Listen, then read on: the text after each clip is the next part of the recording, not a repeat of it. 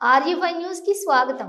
Private RTC డ్రైవర్లు రెండో రోజుకు చేరిన నిరవధిక సమ్మెకు మద్దతుగా మాట్లాడుతున్న సిఐటియు జిల్లా నాయకులు శంకర్ నాయక్, చాలీచాలని వేతనాలతో 12 గంటలు పని చేస్తున్న ప్రైవేట్ ఆర్టీసీ డ్రైవర్లకు యాజమాన్యం వేతనాలు పెంచకుండా వెట్టి చాకిరీ చేయించుకుంటున్నారని ఆవేదన వ్యక్తం చేశారు.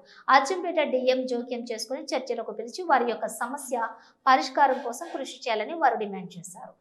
ఈఎస్ఐ పిఎఫ్ సౌకర్యాలను కూడా ప్రమాద బీమా ఆర్టీసీ బస్సుల్లో ఉచిత పాస్ సౌకర్యం కల్పించాలని కోరారు. ఈ కార్యక్రమంలోని ప్రైవేట్ డ్రైవర్స్ యూనియన్ అధ్యక్ష కార్యదర్శులు శ్రీహరి, సుధాకర్, గణేష్ డ్రైవర్లు పాల్గొన్నారు. నెల మొత్తంలో 15,000 వేతనాలు దాటి వాళ్ళకి రావట్లేదు.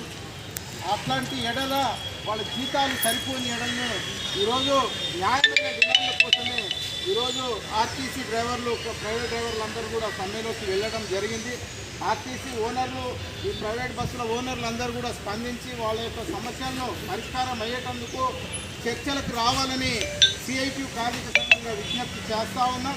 ఇప్పటికీ మీరు చూస్తూ ఉన్నారు, ఆర్టీసీ డిపోలలో బస్సులు నడుపుతున్నటువంటి ప్రభుత్వ బస్సులు నడుపుతున్నటువంటి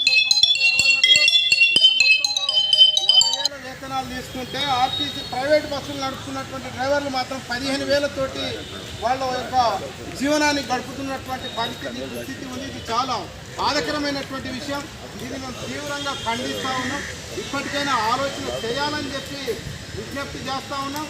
ఇక్కడ ఉండేటటువంటి డిఎం గారు కూడా జోక్యం చేసుకొని ఈ సమ్మె విరమణ కోసం ఆర్టీసీ ప్రైవేట్ యజమాన్యాలతోటి చర్చలు జరిపేదానికోసం పూర్తిగా సహకరించాలని డిఎం గారిని విజ్ఞప్తి చేస్తూ ఉన్నాం. ఇప్పటికీ రెండో రోజు ప్రయాణికులు అందరూ కూడా ఇబ్బంది పడుతూ ఉన్నారు. ఈరోజు ఎండాకాలం, తీవ్రమైనటువంటి అకేషన్స్, పెళ్లిళ్ళు, పేరంటాలు సందర్భాలు ఉన్నాయి. అట్లాంటి సందర్భాల్లో ప్రయాణికులు కూడా తీవ్రమైన ఇబ్బందులు ఎదుర్కొంటూ ఉన్నారు.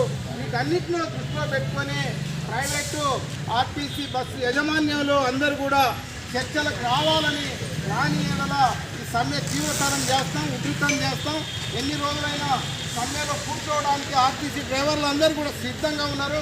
వారికి తోడుగా సిఐటి కార్మిక సంఘం ఉంటుందనేది ఆలోచన చేయాలని చెప్పి విజ్ఞప్తి చేస్తూ ఉన్నాం. అందుకనే వాళ్ళు కోరుకున్న కొంచెమ్మ కోరికలు ఏమి లేవు. ఈఎస్ఐ సౌకర్యం కల్పించాలని చెప్పి కోరుతూ ఉన్నారు. వాళ్ళకు రోజువారీగా ఇచ్చే వేతనం 1,600 పెంచాలని చెప్పి ప్రధానమైనటువంటి డిమాండ్ చేస్తూ ఉన్నాం.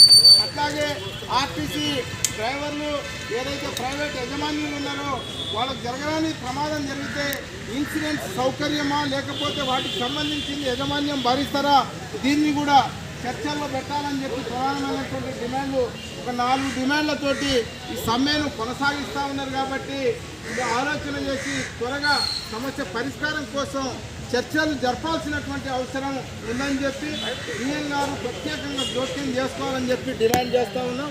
అట్లాగే వారి యొక్క సమ్మె న్యాయమైనది. వారు కోరుతున్నటువంటి డిమాండ్లు న్యాయమైన డిమాండ్ల పరిష్కారం కోసం చేస్తున్నటువంటి సమ్మెకు కార్మిక సంఘంగా ఎల్లవేళలా తోడుంటుందని తెలియజేస్తూ అవకాశం ఇచ్చినటువంటి మీకందరికీ కూడా పేరు పేరున ప్రత్యేక ధన్యవాదాలు తెలియజేస్తున్నాను.